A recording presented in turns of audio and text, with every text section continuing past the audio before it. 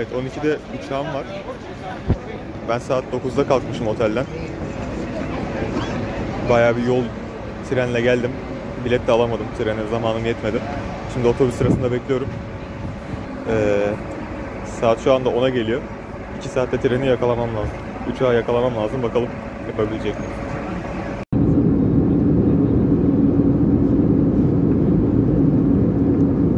Otele doğru yürüyorum. Birazdan orada olurum. Evet arkadaşlar, şimdi otel odama geldim. Otel odasında 6 kişi kalıyoruz. Şimdi size otel odasını göstereceğim. Bu şekilde. İşte 6 tane oda, yatak var. 3 ranza koymuşlar altlı üstlü. 3. kısım benim kısmım. Şu şekilde şarj makinesi vesaire. Işığı. Yani her şey var. Yeterli kadar. Bu şekilde 6 kişinin kaldığı bir oda. İşte askılıklar falan. Ortak banyosu var. Banyosu da bu şekilde. Ayakkabılıkları falan. Banyosu da bu şekilde.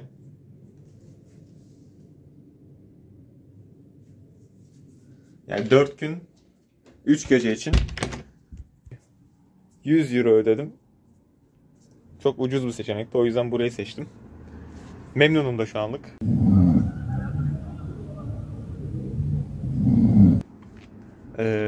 Stockholm'e geldik. Stockholm'e gelmemiz biraz zordu.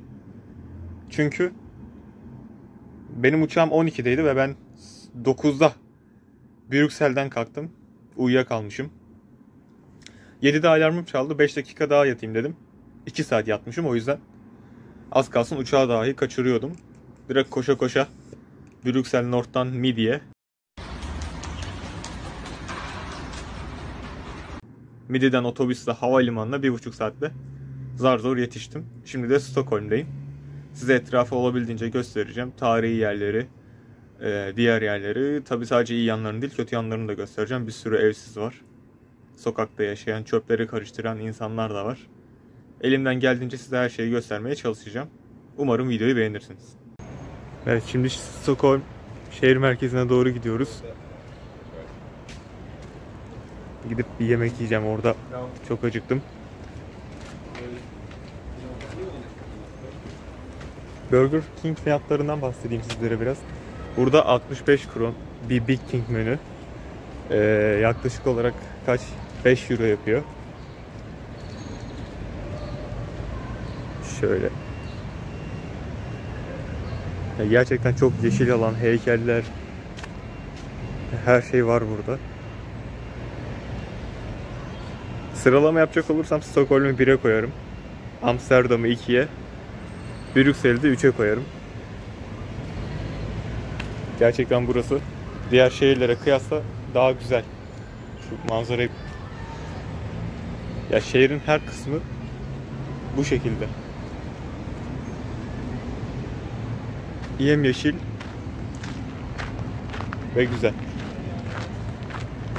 Yemekten sonra gidip alışveriş yapacağız biraz. Viking hatırası olarak bir şeyler almayı düşünüyorum. Bakalım. Şimdi merkeze doğru ilerliyorum. Otel yaklaşık 1,5 kilometre uzaklıkta merkezden. Gidip bakacağım.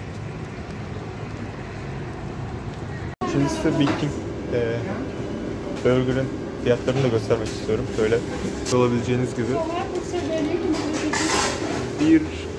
1 euro yaklaşık 11 kron yapıyor. Burada da yani yaklaşık bir Big King menüsü falan 5 euro civarına falan denk düşüyor. Yani fiyatları görmüş olduğunuz gibi 1 euro 11 kron. 11'e böldüğünüzde euro cinsinden fiyatını görebiliyorsunuz. Diğer yerlere göre daha ucuz.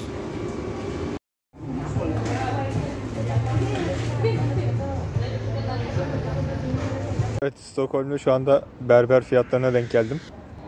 Görmüş olduğunuz gibi öğrenci 290 kron. Yaklaşık olarak 26 euro civarına denk geliyor 11'e böldüğümüzde.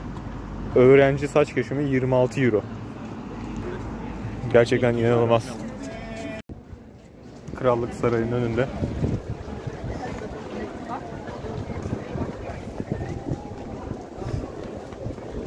görmüş olduğunuz gibi.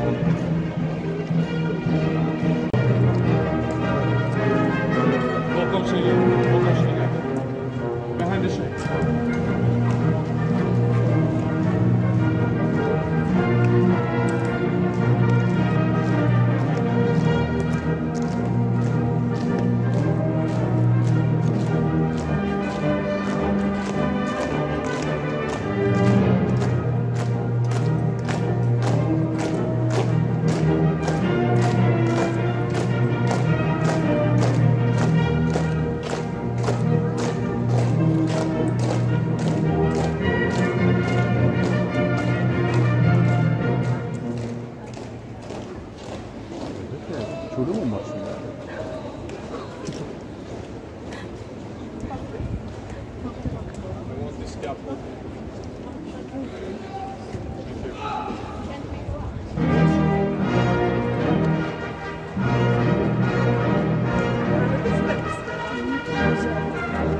우리 멤버들 가자.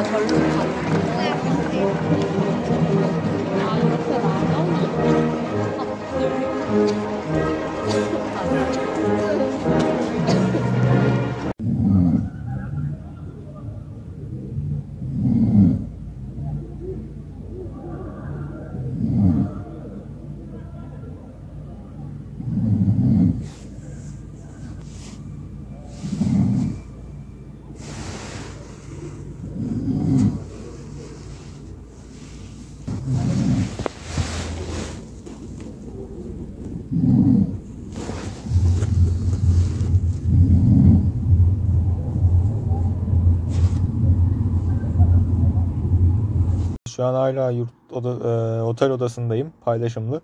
Kendimi koğuş ağası gibi hissediyorum. Şuraya bak kardeşim. Paylaşımlı yataklar. Tam koğuş ağasına dönmüş. Arkadaşlar burada Finlandiya'da olduğu gibi sular yine çoğu restoranda ücretsiz. Aynı şekilde. Aynı sistem devam ediyor.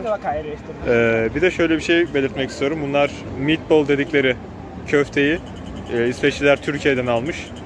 Daha sonra da buranın geleneksel yemeği olmuş. Arkadaşlar şimdi size başka bir şey göstermek istiyorum. Şu anda İsveç parlamentosunun önündeyiz. Hemen polislerin yanında, parlamentonun kenarında da açlık grevini yapıyorlar. Onu size göstermek istiyorum. Burası gördüğünüz gibi İsveç parlamentosu. Aynı şekilde karşı taraf da böyle. Burada da görmüş olduğunuz gibi açlık grevi yapıyorlar. Sadece 2 kişi var yani. 2 kişi açlık grevi yapıyorlar. Parlamentonun önünde, polisin de sikinde değil.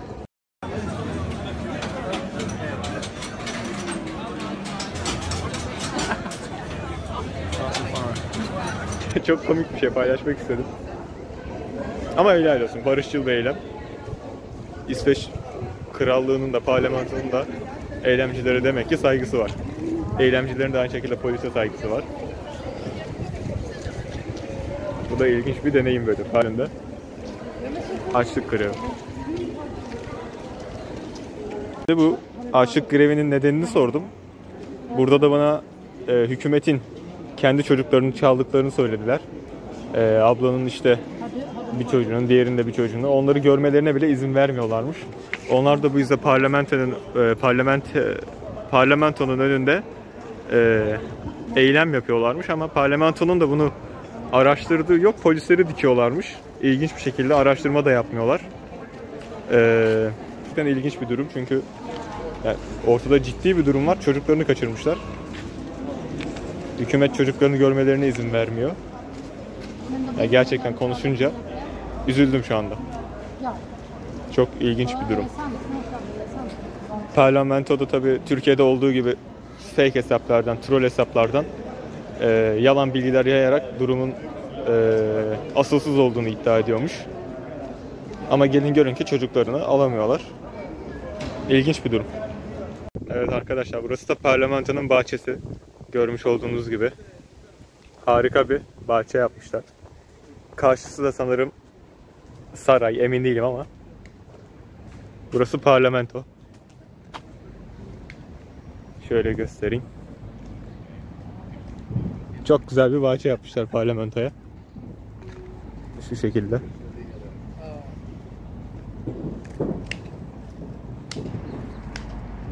Her yere de tabii polis dikmişler. O da ayrı bir konu. Şunun ne olduğunu merak ettim. Çok güzel kokuyor. Neymiş bakalım. Evet, içi çok gözükmüyor ama. Parlamento görmüş olduğunuz gibi böyle.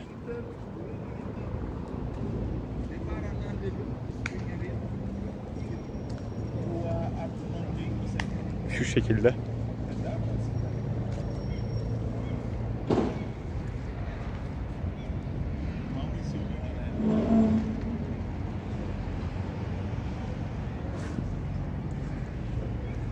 Gerçekten büyük ve güzel parlamento. Ama tabii dediğim gibi sadece iyi yönlerini göstermiyorum, kötü yönlerini de gösteriyorum. İnsanların çocuk kaçırılmaları, insanların çocuklarını kaçırmaları vesaire. Burada da zaten çocuk heykeli yapmışlar. Bunu şimdi söylemem komik oldu ama sanki gerçekten çocukları şöyle görebiliyor musunuz bilmiyorum ama şu şekilde. Evet, buna da iyi denk geldi gerçekten. Bu lafımın üzerine daha da komik oldu. İnsanların çocuklarını geri verin lan. Dallamalar. Adamların çocuğunu niye kaçırıyorsunuz oğlum? Manyak herifler.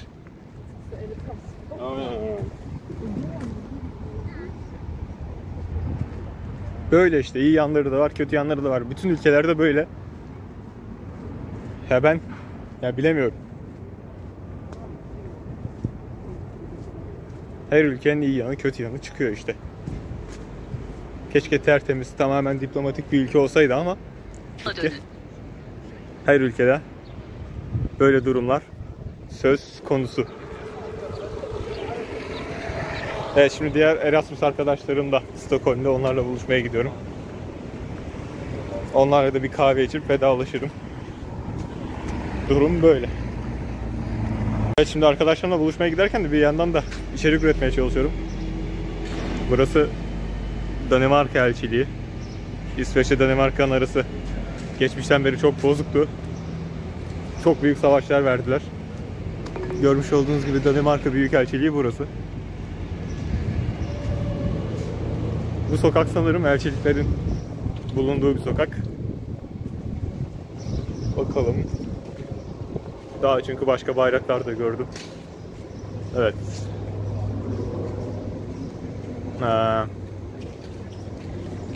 Evet, burada bir elçilik daha var. Bu Ekvador muydu, Venezuela mıydı, aman koyayım ya. Şimdi cahil gibi görünmeyelim. Bu kısmı keseceğim zaten de. Bakalım. Görmüş olduğunuz gibi.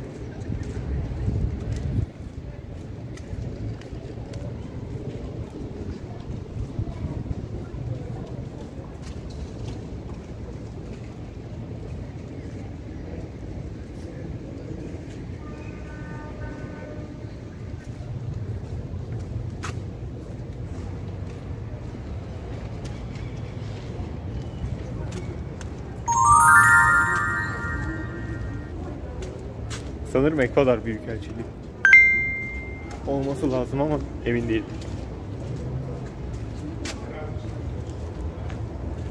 İsim yazmamışlar.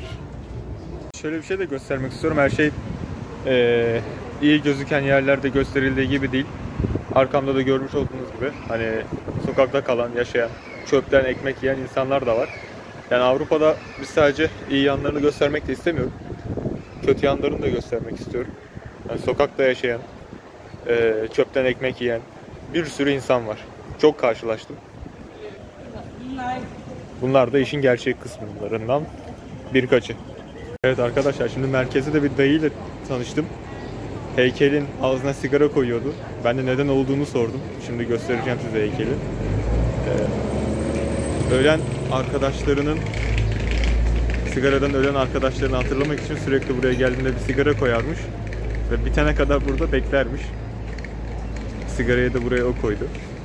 Şu şekilde göstereyim. Yanıyorsun Fuat abi. Şehrin merkezinde. Ben de dedim, benim dedemin annesi hala sigara içiyordu. 96 yaşına kadar sigara içti ama tamamen doğal sebeplerden dolayı öldü dedim. O da biraz güldü tabii. Ama güzel bir farkındalık çalışması yapmış. Gerçekten beğendim.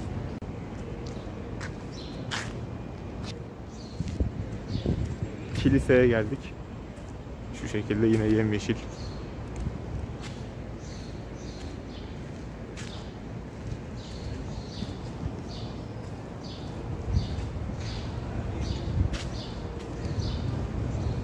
Evet, gerçekten bayağı büyük bir kilise. Kadraja bile almak çok zor.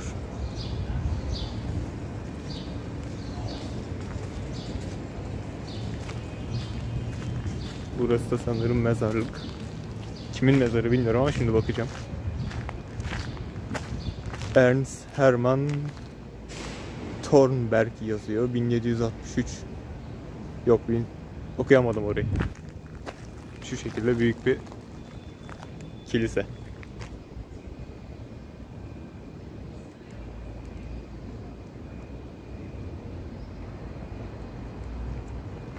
Ve içerisine bakalım nasıl olmuş.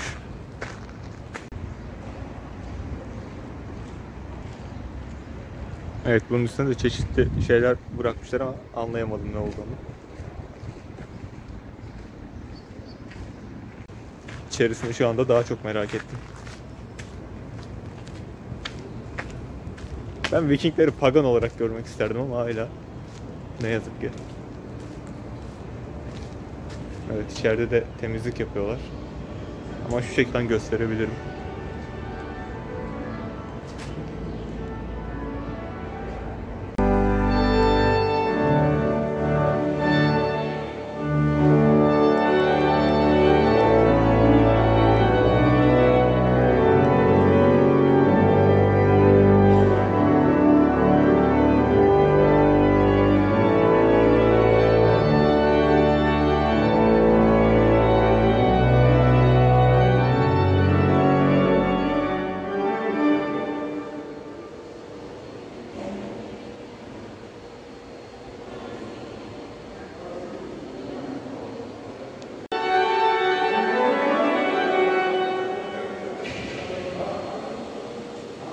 Evet, burası da görmüş olduğunuz gibi büyük bir kilise.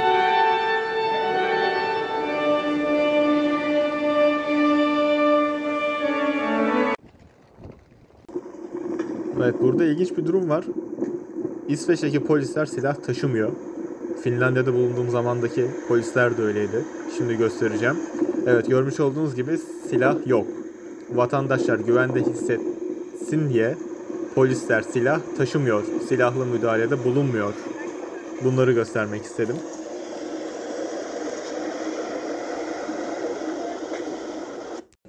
Evet, şimdi Kraliyet Saraylığı'na geldik.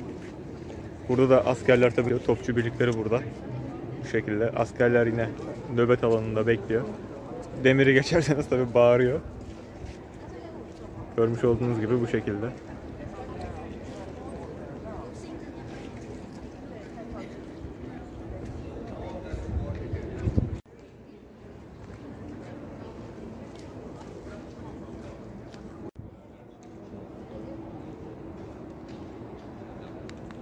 Evet, burası da Kraliyet Sarayı. Şimdi Kraliyet Sarayı'na doğru giriş yapıyoruz. Görmüş olduğunuz gibi.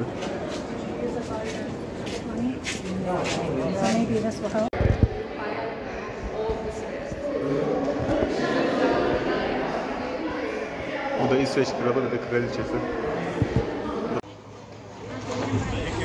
Evet, şimdi krallık geçidi var.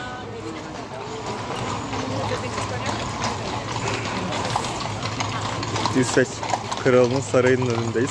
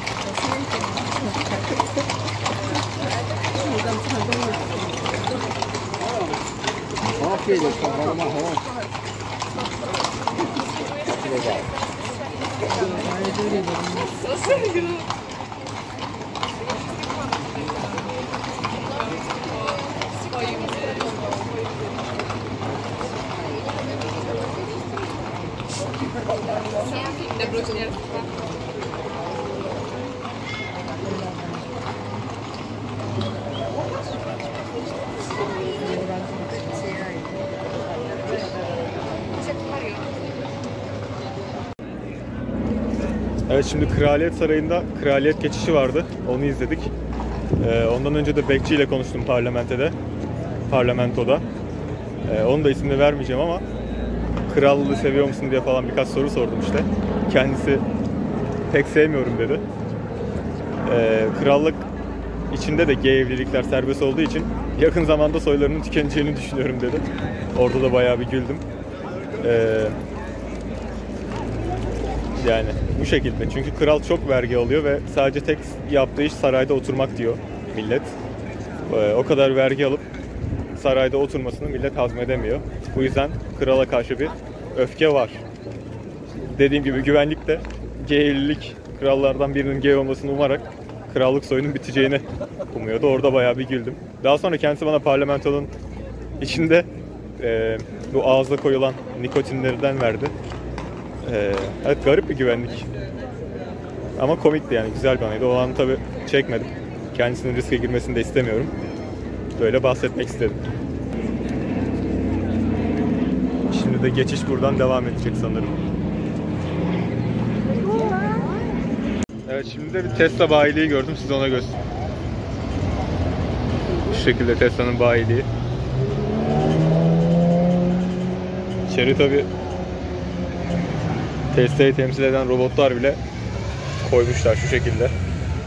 Artık gelecek burada yazıyor. Evet, burası da Dünya Ticaret Merkezi. Görmüş olduğunuz gibi bu şekilde. Evet, burası Dünya Ticaret Merkezi'nin bir kısmı. Buraya da komünizmle ilgili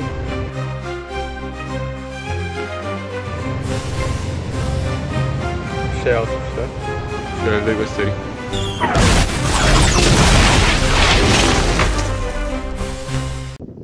Evet, şimdi saat 8. Meydanda ilginç bir şey gördüm. Bunlarda da pazar kültürü varmış böyle. Eşyalarını açıp satın almak için şey yapıyorlar. Pazar kültürü burada da varmış. Evet, İsveç'te gezdikçe farklı mekanlar keşfediyoruz. Yine bir çeşme.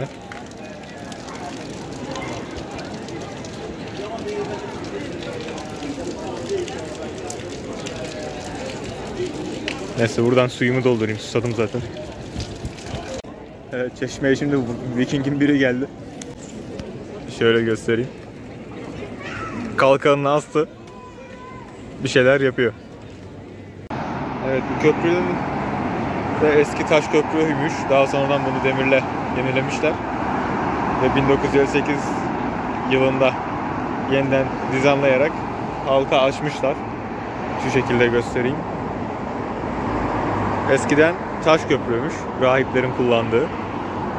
Şu anda bunu yenilemişler. Ve görmüş olduğunuz gibi, yani tarihin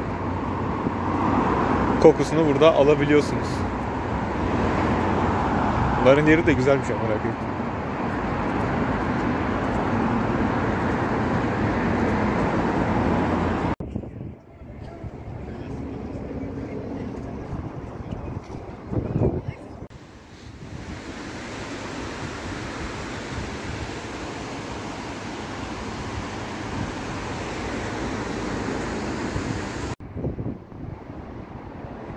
Bu da Birger Jarl denilen bir adamın heykeli.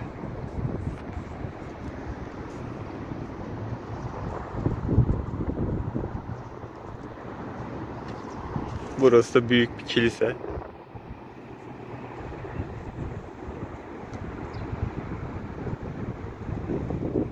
Ya, Stockholm gerçekten güzel bir mekan.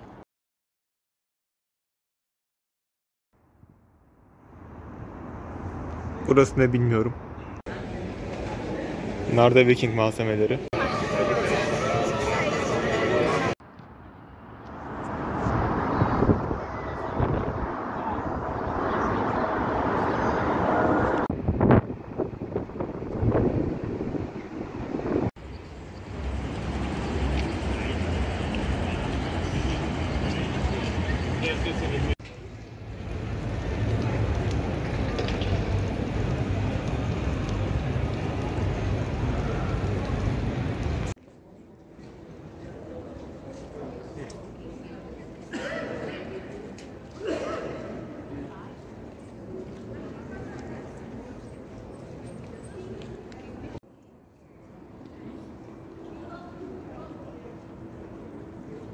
Buraya da acil durumlarda insanların görevliler arayabilmesi için risk telefonu koymuşlar. Şu şekilde. Yukarıda da acil durumlarda 112 arayabilirsiniz. Ya burada yazıyor. Bu şekilde. Burası da Nobel Ödülü Müzesi'ymiş. Şu şekilde.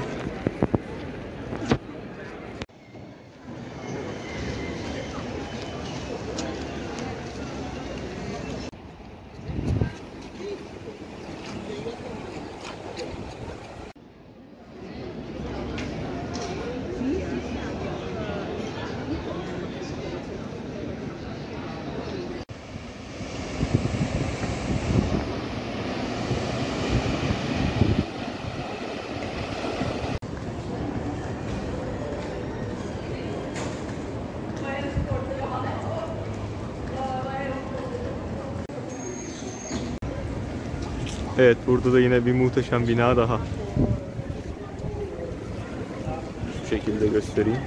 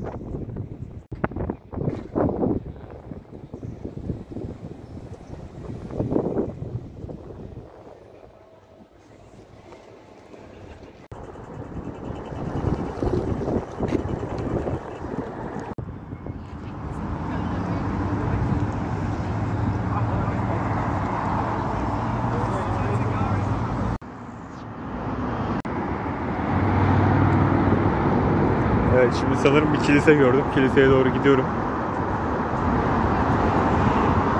Yan tarafta Filistin bayrağı açtılar. Polis direkt yaklaştı tabi. Göstereyim size. Görmüş olduğunuz gibi.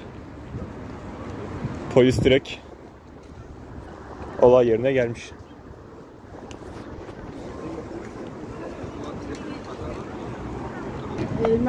Olay neymiş merak ettim. Evet, şimdi polisle de konuştum. Krallık Sarayı'na doğru yürüyüş gerçekleştiriyorlarmış. Ya adamlar buradan Krallık Sarayı'na Filistin bayraklarıyla yürüyüş düzenliyor ve polis müdahale etmiyor. Bu demokrasi örneğini de herhalde hiçbir yerde göremezsiniz. Yani sürekli lanse ediyorlar ya, İsveç'te Kur'an yakıldı, polis müdahale etmedi. Polis Filistin bayrağı açanlara da müdahale etmiyor. Bunu da size göstermek istedim. Sadece gerekli bilgiler alınıyor, veriliyor. Yürüyüş yapılıyor. Bunlarda herhangi bir problem yok. Gerçek bir demokrasi ülkesi diyebilirim.